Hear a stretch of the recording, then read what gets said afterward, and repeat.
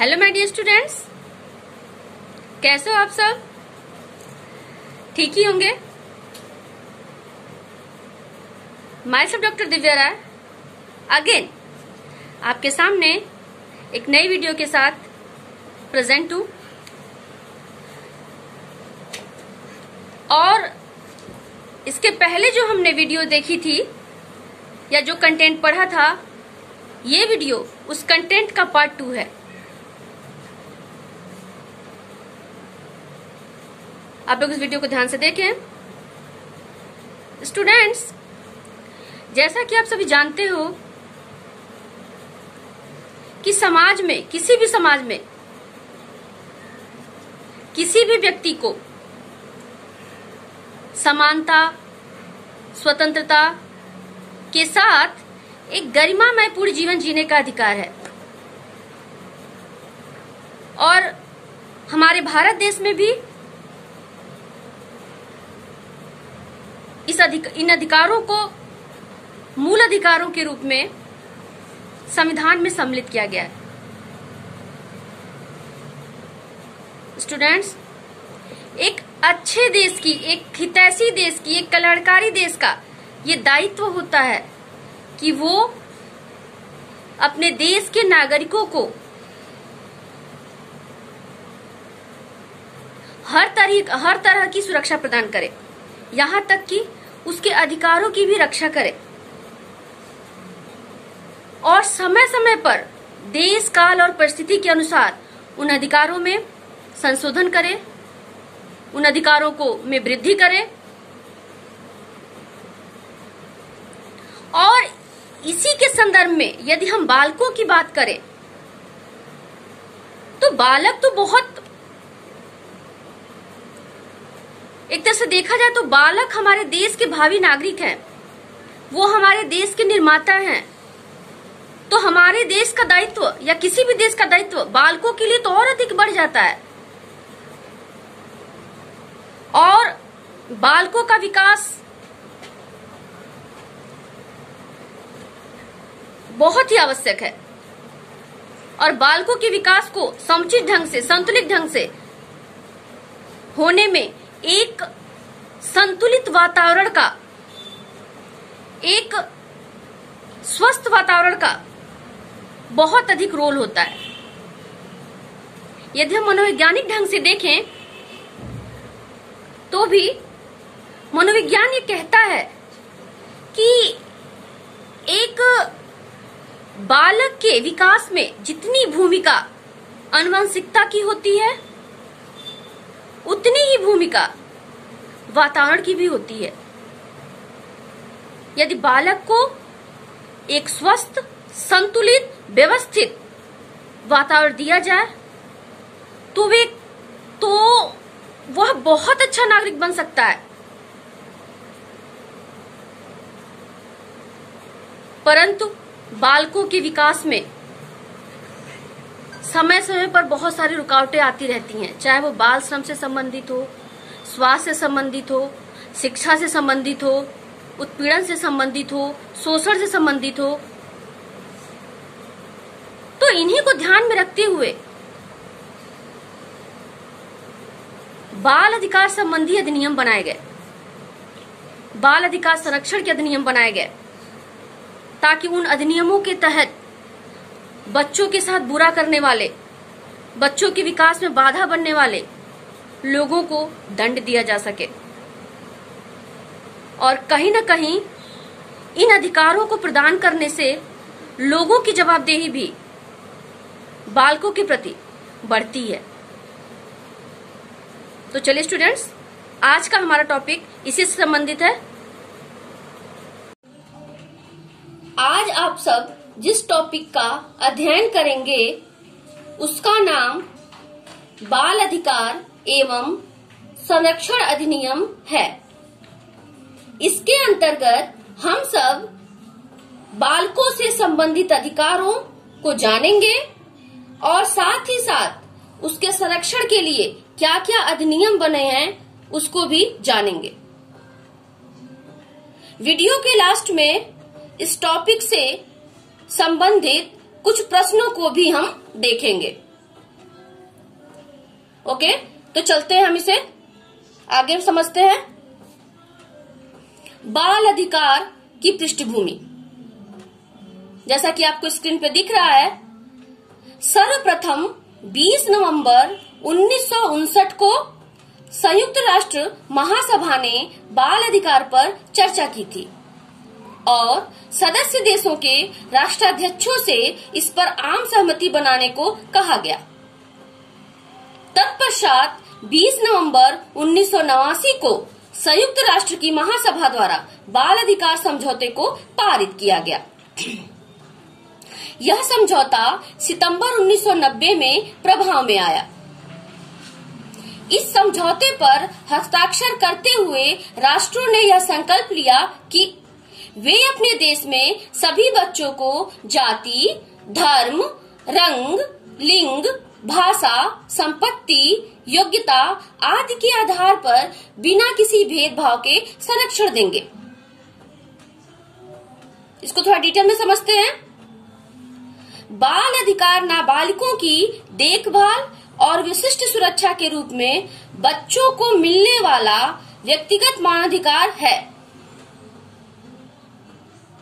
बाल अधिकार सम्मेलन 1989 की परिभाषा के अनुसार कोई भी व्यक्ति जिसकी आयु 18 वर्ष से कम है बच्चा कहलाता है।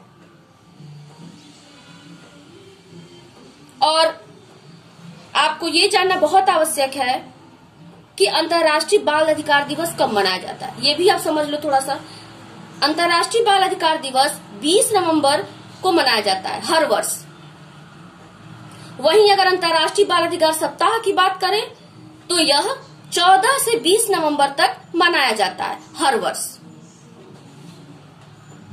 अंतर्राष्ट्रीय बाल दिवस की स्थापना 1954 में की गई थी।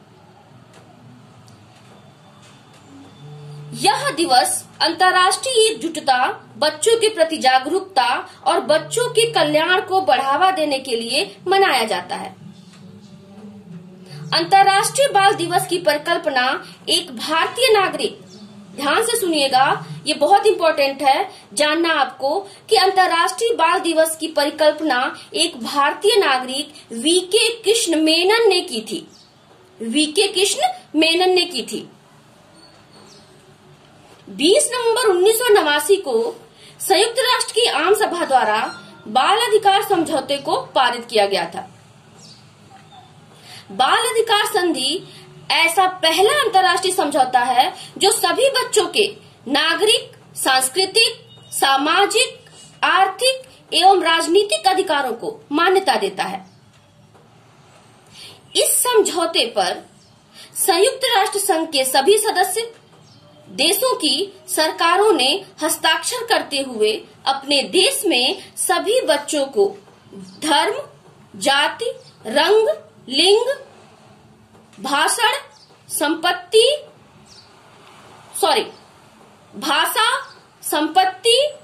योग्यता आदि के आधार पर बिना किसी भेदभाव के संरक्षण देने का वचन दिया है। बाल अधिकार पर संयुक्त राष्ट्र की संविधा में सभी देशों ने यह वादा किया था कि अपने राज्य के संसाधनों को बच्चों के विकास में प्राथमिकता दी जाए। इसका वे सतत प्रयास करेंगे। बाल अधिकार घोषणा में कहा गया है कि शारीरिक तथा मानसिक रूप से अपरिपक्व होने के कारण बच्चे को सुरक्षा के विशेष उपायों एवं संरक्षण की आवश्यकता होती है। बाल अधिकार में बच्चे के जन्म से पूर्व तथा बाद में भी समुचित कानूनी संरक्षण देने का प्रावधान निहित है। अगली स्लाइड देखते हैं। आपको दिख रहा होगा कि संयुक्त राष्ट्र द्वारा पारित 54 अनुच्छेदों में कुल 42 अधिकारों की बात की गई है, जिसे 4 भागों में विभाजित करके हम देख सकते हैं। अब वो बारी बारी से देखते हैं कौन से 4 भाग है। पहला, जीवन का अधिकार। दूसरा, सुरक्षा का अधिकार, तीसरा विकास का अधिकार और चौथा सहभागिता का अधिकार। अब इन अधिकारों को बारी बारी से समझते हैं कि जीवन के अधिकार के अंतर्गत कौन कौन से अधिकार आते हैं। इसमें जीवन का अधिकार स्वास्थ्य और पोषण के उच्चतम मानकों, जीवन जीने का स्तर तथा नाम एवं नागरिकता का अधिकार शामिल है। यानी कि इस अधिकार में जिन अधिकारों को सम्मिलित किया गया है उनके अंतर्गत ये सारी चीजें आती हैं। दूसरा जो सुरक्षा का अधिकार है, इसमें सभी प्रकार के शोषण, दुर्व्यवहार, अमानवीय एवं अपमानजनक व्यवहार, उपेक्षा से मुक्ति एवं सशस्त्र संघर्ष और आपातकालीन स्थितियों में सुरक्षा शामिल है। इन अधिकारों को इसमें उल्लेखित किया गया है। अगला जो अपना है विकास का अधिकार। इस अधिकार में शिक्षा का अधिकार, बाल्यकाल पूर्व शिक्षा एवं विकास, सामाजिक सुरक्षा का अधिकार एवं अवकाश, मनोरंजन एवं सांस्कृतिक गतिविधियों का अधिकार शामिल है। अगला और लास्ट है सहभागिता का अधिकार। अब इस अधिकार के अंतर्गत संयुक्त राष्ट्र महासभा ने क्या क्या किन किन अधिकारों को इसमें शामिल किया है या क्या क्या अधिकार इसके अंतर्गत आते हैं उसको देख लेते हैं। इसमें बच्चों के विचाराभिव्यक्ति की स्वतंत्रता, उचित जानकारी तक पहुंच, विचार अंतःकरण एवं धर्म की स्वतंत्रता अंतर्निहित है। मे भी आपको ये समझ में आ गया होगा। अगली स्लाइड देखते हैं। कहने का मतलब ये है कि इतना आप इसमें जान गए कि संयुक्त राष्ट्र महासभा द्वारा जो कुल 42 अधिकारों की बात की गई थी उसको सरल तरीके से समझने के लिए उन्होंने इसे लगभग चार भागों में बांट दिया, जिसकी वजह से लोगों को इसे समझने में आसानी हो और इसे इसका बेहतर तरीके से वर्णन किया जा सके या लोगों को समझाया जा सके। अगली स्लाइड देखते हैं। भारत में बाल अधिकार। अब तक तो हमने बाल अधिकार की पृष्ठभूमि का अध्ययन किया। अब हमारे भारत में बाल अधिकार क्या है इसको थोड़ा जान लेते हैं। आपको स्क्रीन पे दिख रहा होगा। भारत प्रारंभिक समय से ही बच्चों की सुरक्षा, समानता एवं अधिकार के प्रति प्रतिबद्ध रहा है। संयुक्त राष्ट्र की महासभा द्वारा पारित बाल अधिकार के समझौते पर भारत ने 1992 में हस्ताक्षर कर प्रतिबद्धता व्यक्त की थी। अंतर्राष्ट्रीय नियम के आधार पर बच्चा का अभिप्राय यह है कि वह व्यक्ति जिसकी उम्र 18 वर्ष से कम हो या वैश्विक स्तर पर बालक की परिभाषा है, जिसे बाल अधिकार पर संयुक्त राष्ट्र की महासभा में स्वीकार किया गया। भारत में भी 18 वर्ष की उम्र के बाद ही कोई व्यक्ति मतदान कर सकता है। साल 1992 में संयुक्त राष्ट्र के समझौते पर हस्ताक्षर कर उसे स्वीकार करने के बाद भारत ने अपने बाल अधिकार कानून में काफी फेरबदल किया।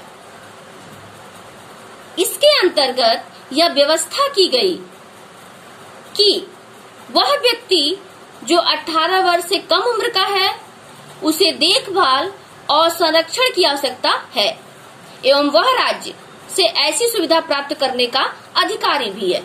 कहने का अभिप्राय यह है कि भारत ने 12 दिसंबर 1992 की संयुक्त राष्ट्र द्वारा पारित बाल अधिकार को अपने देश में लागू किया।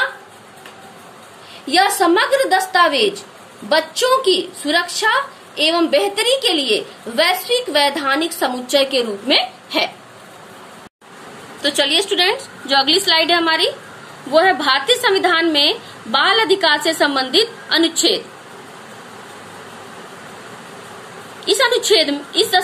इस स्लाइड में हम जितने भी बाल अधिकार से संबंधित हमारे भारतीय संविधान में अनुच्छेद हैं, उनको एक एक करके देखेंगे और समझेंगे।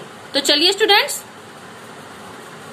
पहला है अनुच्छेद 21 क, जिसमें कि यह प्रावधान है कि 6 से 14 साल की आयु वाले सभी बच्चों की अनिवार्य और निःशुल्क प्रारंभिक शिक्षा होनी चाहिए।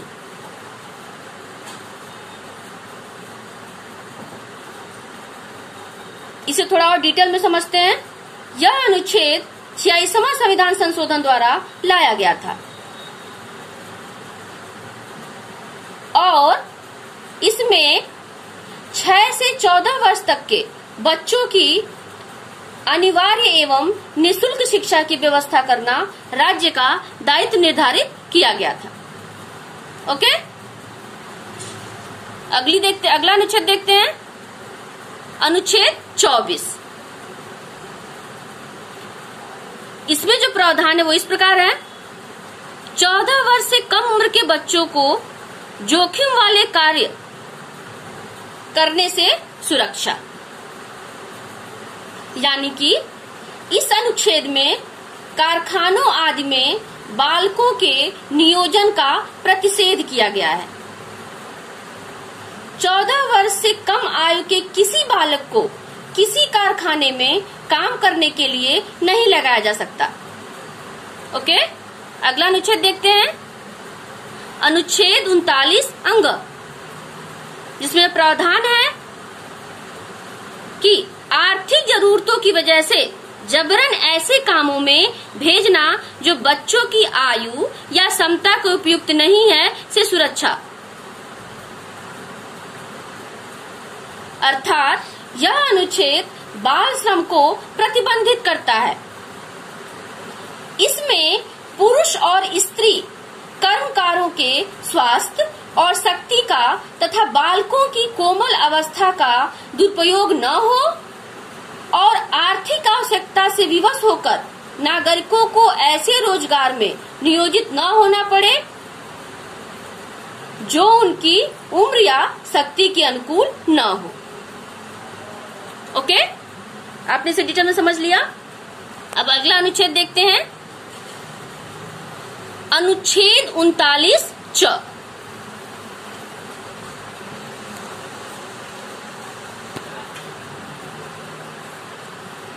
इसमें जो प्रावधान है वो इस प्रकार है, बालकों को स्वतंत्र और गरिमामय माहौल में स्वस्थ विकास के अवसर और सुविधाएं मुहैया कराना और शोषण से बचाना। अर्थात इसमें यह कहने का प्रयास किया गया है कि बालकों को स्वतंत्र और गरिमामय वातावरण में जीवन जीने का अवसर प्रदान किया जाना चाहिए। इसमें बच्चों के शोषण तथा नैतिक और आर्थिक परित्याग से रक्षा की गई है। ठीक है, मे भी आप लोग को ये समझ में आ गया होगा पूरा। अगली स्लाइड देखते हैं,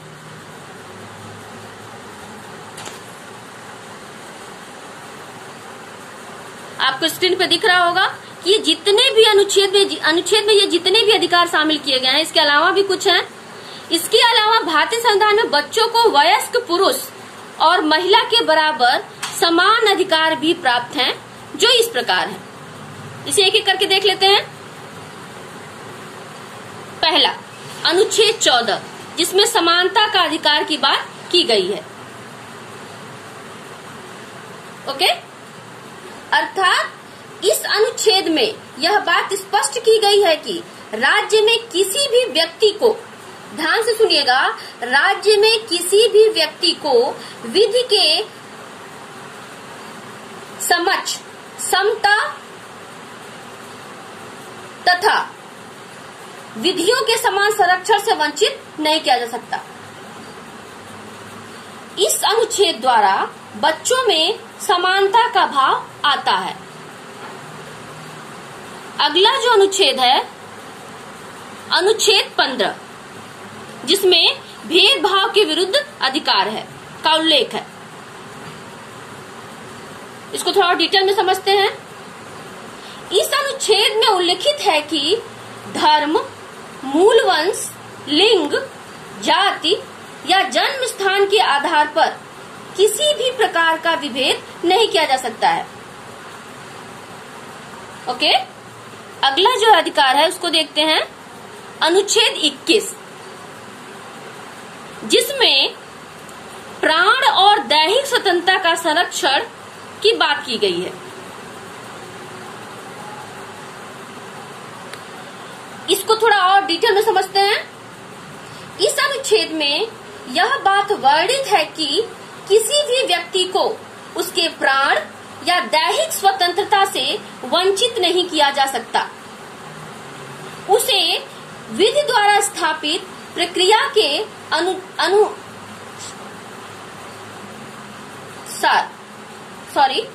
उसे विधि द्वारा स्थापित प्रक्रिया के अनुसार ही वंचित किया जा सकता है। इस अनुच्छेद में जो अधिकार सम्मिलित हैं, उनमें से कुछ इस प्रकार हैं। ध्यान से सुनिए।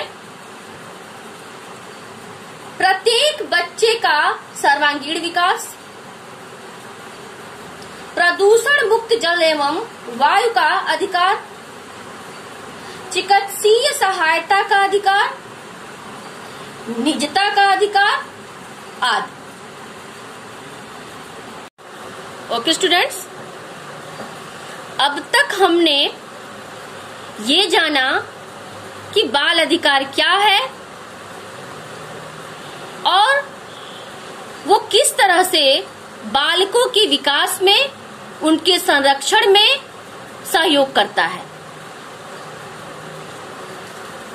अब उन बाल अधिकारों के संरक्षण के लिए जो अधिनियम बने हैं उसको भी हम समझते हैं। आपको जैसा कि स्लाइड में दिख रहा होगा, स्क्रीन पे दिख रहा होगा कि बाल अधिकार संरक्षण अधिनियम है क्या। एक बार थोड़ा सा इस पे प्रकाश डाल लेते हैं, इसको समझते हैं। राष्ट्रीय बाल अधिकार संरक्षण आयोग, जिसको कि इंग्लिश में national commission for protection of child rights कहा जाता है, की स्थापना 5 मार्च 2007 को की गई थी।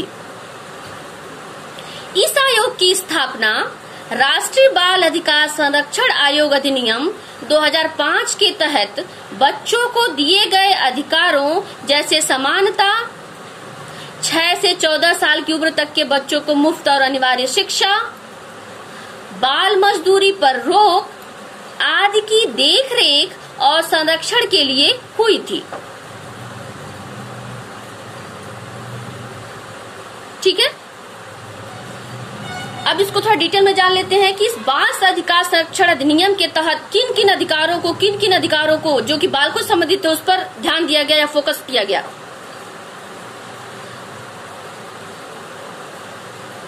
पहला, इनमें से कुछ को समझ लेते हैं। पहला, प्रत्येक बच्चे को जन्म लेने तथा जीवित रहने का पूर्ण अधिकार है।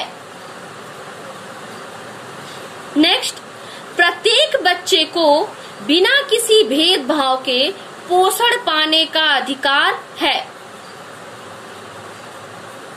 साथ ही साथ प्रत्येक बच्चे को माता पिता एवं समुदाय का भरपूर प्यार एवं दुलार पाने का अधिकार है। साथ ही साथ प्रत्येक बच्चे की या प्रत्येक बच्चे का यह अधिकार है कि वह अपने अभिव्यक्ति को प्रकट कर सके। कहने का मतलब यह है कि प्रत्येक बच्चे को अभिव्यक्ति की स्वतंत्रता का अधिकार है। साथ ही साथ यह भी कहा गया है कि हर बच्चे को घर तथा घर के बाहर सुरक्षा का अधिकार भी है। क्योंकि बच्चे ही देश के भावी कर्णधार हैं, इसलिए प्रत्येक बालक को सुयोग्य नागरिक बनने का भी अधिकार है। इसमें यह भी प्रावधान है कि 6 से 14 वर्ष तक के प्रत्येक बच्चे को कक्षा 1 से कक्षा 8 तक की निःशुल्क शिक्षा पाने और उसे पूरा करने का भी अधिकार है। ध्यान दीजिएगा, 6 से 14 वर्ष तक के प्रत्येक बच्चे को कक्षा 1 से कक्षा 8 तक की निःशुल्क शिक्षा पाने और उसे पूरा करने का भी अधिकार है। साथ ही साथ यह भी प्रावधान है कि विशिष्ट आवश्यकता वाले, आप सबको पता होगा कि विशिष्ट बच्चे कौन से होते हैं, विशिष्ट आवश्यकता वाले दिव्यांग बच्चों की भी, विशिष्ट आवश्यकता वाले दिव्यांग बच्चों की भी निःशुल्क प्रारंभिक शिक्षा पाने व उसे पूरा करने का अधिकार है। अर्थात कुल मिलाकर इस अधिनियम द्वारा बच्चे के नैसर्गिक अधिकारों की रक्षा की बात की गई है तथा सभी प्रकार से उसके हितों पर जोर दिया गया है। ओके, अब आगे हम ये जानेंगे कि बाल अधिकार संरक्षण के लिए क्या क्या अधिनियम बनाए गए और वो अधिनियम कैसे बालकों के अधिकारों के संरक्षण में अपनी भूमिका का निर्वहन करते हैं। ओके स्टूडेंट, तब एक एक करके देखते हैं। इसके अंतर्गत बाल अधिकार संरक्षण अधिनियम के अंतर्गत जो भी कानून बनाए गए वो आपको एक टेबल के माध्यम से मैंने बताने का प्रयास किया है और आशा करती हूँ कि ये आपको अच्छी प्रकार से समझ में भी आएगा। तो चलिए स्टूडेंट्स, पहला है बाल विवाह निषेध अधिनियम 2006। अब इससे संबंधित विवरण देखते हैं। यह अधिनियम 1 नवंबर सन 2007 से लागू किया गया। अब जब भी कोई अधिनियम लागू होता है या कोई भी कार्य शुरू किया जाता है तो पूर्व में ही उसके कुछ उद्देश्य निर्धारित किए जाते हैं। जब तक कि किसी भी कार्य को करने से पहले कुछ निश्चित उद्देश्य निर्धारित नहीं कर लिए जाते हैं, उस कार्य को समुचित तरीके से पूर्ण किया ही नहीं जा सकता है। तो इस अधिनियम का उद्देश्य बाल विवाह के आयोजन पर रोक लगाना है। अर्थात किसी भी व्यक्ति का बालपन में विवाह नहीं किया जा सकता है। बाल विवाह निषेध अधिनियम 2006 को बाल विवाह प्रतिबंध अधिनियम 1929 के स्थान पर लाया गया था। इसको थोड़ा और डिटेल से समझते हैं। बाल विवाह पर रोक लगाने संबंधी कानून सर्वप्रथम 1929 में पारित किया गया था, जिसे सन 1949, 1978 और 2006 में संशोधित किया गया। इसके तहत विवाह की न्यूनतम आयु, ध्यान से सुनिएगा, इसके तहत विवाह की न्यूनतम आयु बालिकाओं के लिए 18 वर्ष एवं बालकों के लिए 21 वर्ष निर्धारित की गई और इसके अंतर्गत उन लोगों के खिलाफ कठोर उपाय किए गए जो बाल विवाह को इजाजत देते हैं। साथ ही साथ उसे बढ़ावा देते रहते हैं। कहने का अभिप्राय यह है कि जो कोई भी व्यक्ति बाल विवाह का समर्थन करेगा या उसके प्रचार प्रसार में अपनी भूमिका का निर्वहन करेगा तो उसके लिए कानून द्वारा कठोर उपाय, कठोर दंड निर्धारित किए गए हैं इस अधिनियम में। यह कानून नवंबर 2007 में प्रभावी हो गया था, जैसा कि आप लोगों को मैंने पहले पॉइंट में ही बता दिया था इसमें। ओके, अगला जो अपना अधिकार है वो है शिक्षा का अधिकार। इस पर हमने पूर्व वीडियो में भी काफी बातें की हैं, इसलिए आप इससे चिर परिचित होंगे। फिर भी थोड़ा इसको देख लेते हैं। जैसा कि आपको टेबल में दिख रहा होगा, 46वें संविधान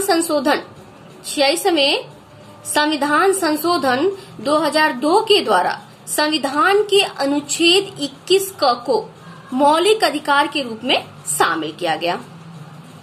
इस तहत 6 से 14 वर्ष तक के सभी बच्चों को मुफ्त और अनिवार्य शिक्षा प्रदान करने की व्यवस्था की गई। यानी कि इस संविधान संशोधन द्वारा शिक्षा के अधिकार को मौलिक अधिकार की मान्यता दी गई, जिसके तहत 6 से 14 वर्ष तक के सभी बच्चों को बुनियादी शिक्षा उपलब्ध कराना राष्ट्र का दायित्व बन गया या दायित्व हो गया। अब अगला अधिकार अधिनियम देखते हैं, जिसका नाम है बाल श्रम संशोधन अधिनियम 2016। आपको स्क्रीन पे दिख रहा होगा, मैंने इससे संबंधित डिटेल टेबल में दे रखी है, ध्यान से सुनिए। बाल श्रम अधिनियम 1986 को संशोधित किया गया। इसके तहत 14 साल से कम उम्र के बच्चों से मेहनत मजदूरी जैसा शारीरिक काम कराना अपराध माना गया। इस संशोधन के बाद 14 वर्ष तक की उम्र के बच्चों के लिए पारिवारिक उद्यमों में काम कराने को वैध भी माना गया। 14 से 18 वर्ष के किशोरों के लिए खतरनाक घोषित किए गए क्षेत्रों में काम करना निषेध किया गया। बाल मजदूरी के आरोप में पहली बार पकड़े जाने पर 2000 से 5000 रुपए तक जुर्माना या 6 माह से 3 साल तक कैद या फिर दोनों का प्रावधान भी किया गया। और साथ ही साथ यह भी निर्धारित किया गया कि दूसरी बार पकड़े जाने पर उपरोक्त जुर्माने की जगह पर और कैद की जगह पर सीधे साल भर से 3 साल तक की कैद का प्रावधान भी जोड़ दिया गया। ओके, अगला अब इसको थोड़ा डिटेल से समझ लेते हैं। इस संशोधन अधिनियम में जो कुल बात निकल करके आई वो ये है कि इस संशोधन अधिनियम में बालकों को जबरन किसी कार्य या उद्योग में लगाना अपराध माना गया है। ओके, अगली स्लाइड देखते हैं।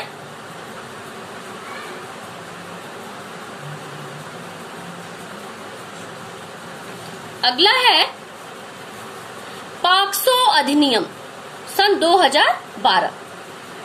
अब इस अधिनियम के तहत कौन कौन से बिंदु हैं उसको देखते हैं।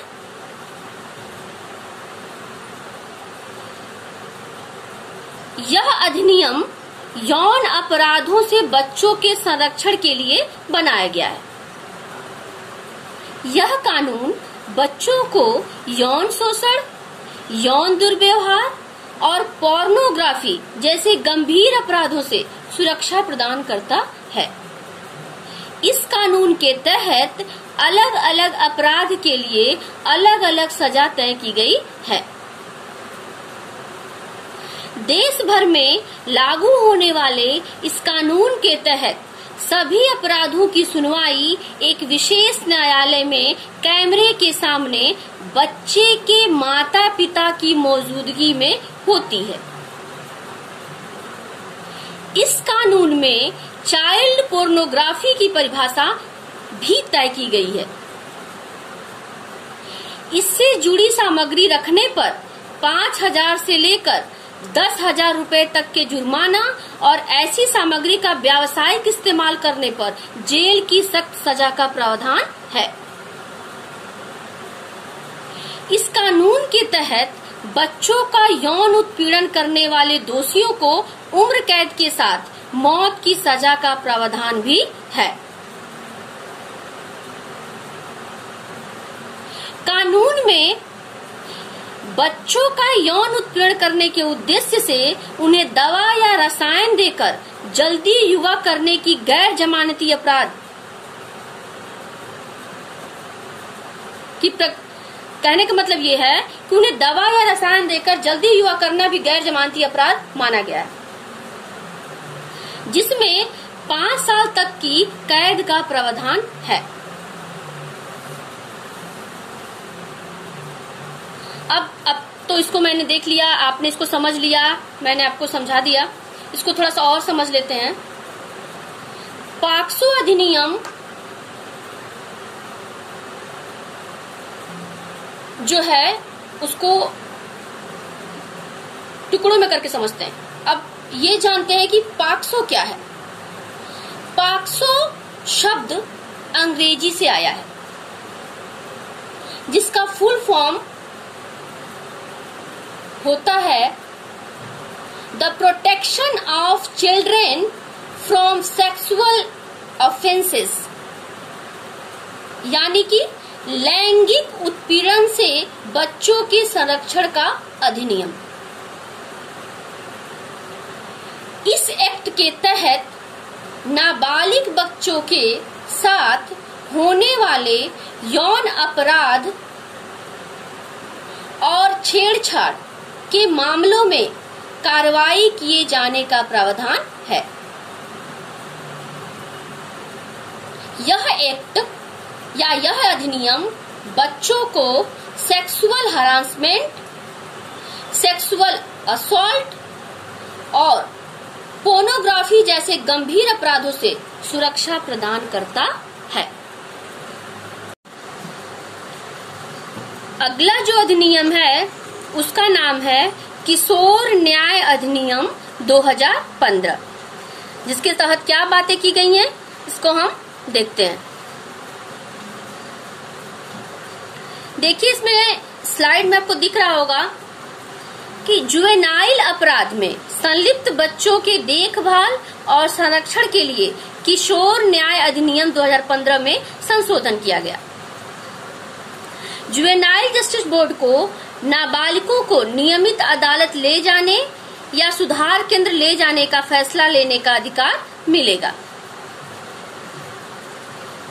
जिसमें यह भी बात कही गई कि 16 से 18 साल की उम्र के बच्चों से अपराध होने पर उन्हें हथकड़ी नहीं लगाई जा सकती और उन्हें जेल या हवालात में नहीं भेजा जा सकता। साथ ही साथ यह बिंदु भी इसमें शामिल है कि 16 या उससे अधिक उम्र के नाबालिगों के जघन्य अपराधों में शामिल होने की स्थिति में उनके खिलाफ बालिग के हिसाब से मुकदमा चलाने का निर्णय जुवेनाइल जस्टिस बोर्ड ही लेगा। कहने का अभिप्राय यह है कि यह अधिनियम अपराध में संलिप्त बच्चों की देखभाल और संरक्षण के लिए बनाया गया है। अब यह जानना आवश्यक है कि जुवेनाइल क्या है। 18 वर्ष से कम के व्यक्ति को जुवेनाइल की श्रेणी में रखा जाता है, किंतु नए संशोधन में इसी उम्र को घटाकर 16 वर्ष कर दिया गया है। कहने का तात्पर्य यह है कि यदि किसी आरोपी की उम्र 18 वर्ष से कम होती है तो उसका मुकदमा अदालत की जगह जुवेनाइल जस्टिस बोर्ड में चलता है और दोषी पाए जाने पर किशोर को अधिकतम 3 साल के लिए किशोर सुधार गृह में भेजा जाता है। मैं भी आपको ये समझ में आ गया होगा। कहीं न कहीं इस अधिनियम को पढ़ने के बाद निर्भया कांड की भी तस्वीर जो होती है कुछ स्पष्ट हो जाती है। हालांकि अब उसके जो दोषी थे उनको सजा मिल गई, चारों को एक साथ फांसी दी गई। अब आगे चलते हैं।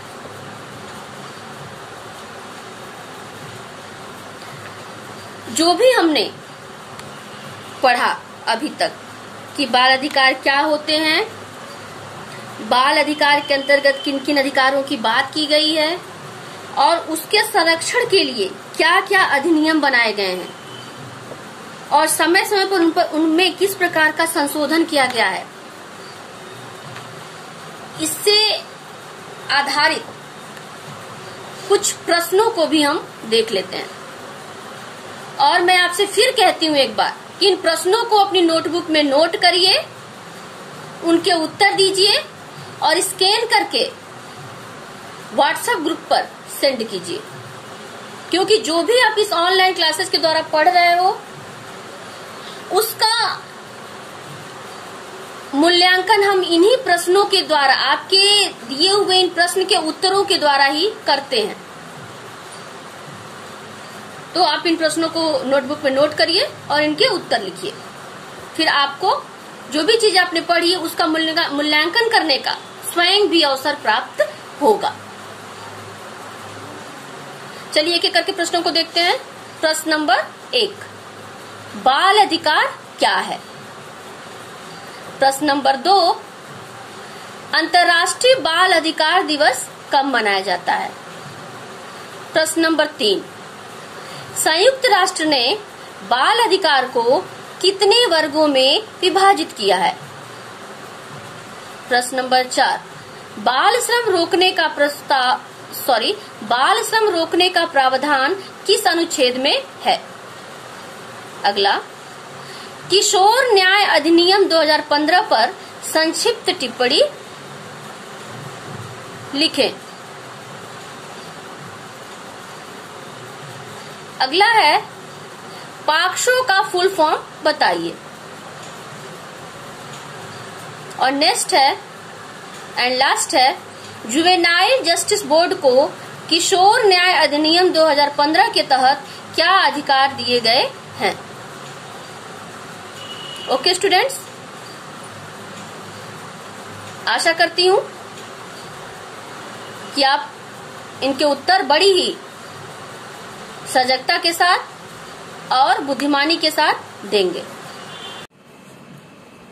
तो स्टूडेंट्स, कैसी लगी वीडियो आपको? मैं आशा करती हूँ इस वीडियो में पढ़ाया गया कंटेंट आपको समझ में आया होगा और आपने इसका भरपूर लाभ भी उठाया होगा। मैं पीपीटी के माध्यम से कंटेंट आपको बता रही हूँ, तो आप इसका नोट्स भी बनाते रहिए, ढेर सारा मन ला के पढ़ते रहिए और निरंतर पढ़िए, क्योंकि कहीं ना कहीं निरंतर अभ्यास से ही किसी कार्य में सफलता प्राप्त की जा सकती है। वीडियो के लास्ट में बस यही कहना चाहूंगी, इस वीडियो को देखने के लिए बहुत बहुत धन्यवाद। Stay home and stay safe.